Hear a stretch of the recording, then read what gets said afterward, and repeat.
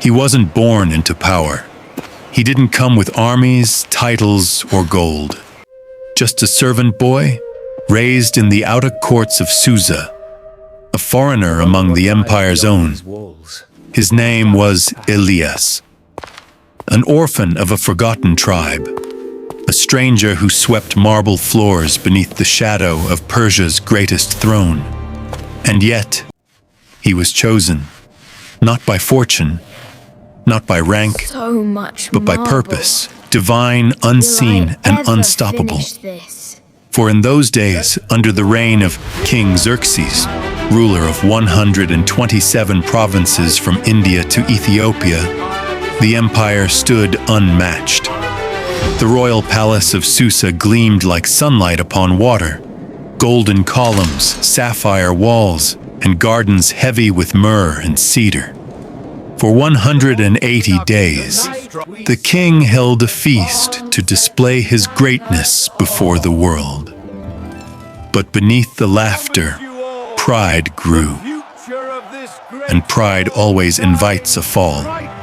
When Haman the Agagite rose to power, proud, ruthless, consumed by hatred for the Jews, all were ordered to bow before him.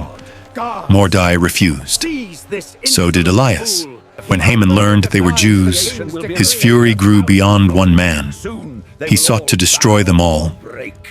He cast the Purim, sacred lots, to choose a day of slaughter. And so the decree went out. On the 13th day of the 12th month, every Jew in the empire shall be destroyed. Susa fell into mourning. Elias tore his garments, ashes upon his head. He watched his people weep, powerless, a servant, a shadow. But the quiet ones are often those heaven calls the loudest. Elias remembered the words of his guardian, the old exile Mordecai. Son, courage is not the absence of fear. It is obedience in the presence of it. Elias decided to act, not with sword or speech, but with what he knew best: silence, observation, and patience. He listened to conversations in the palace. He memorized the routes of messengers. He learned how royal decrees were delivered, and when the time came, he was ready. Mordecai, newly elevated by the king, summoned him in secret. The time has come, my son. The eternal flame calls you. So Elias rode through the night, through deserts, storms, and mountains, carrying a new decree sealed with the king's ring, that the Jews might rise and defend themselves. He crossed provinces by torchlight, from India's coast to Egypt's sands. His horse staggering, his body frail, his purpose unshaken. And when the day of doom came, the people stood ready. They fought not for conquest, but for deliverance, not for vengeance, but for survival. In Susa, 800 fell, including Haman's 10 sons.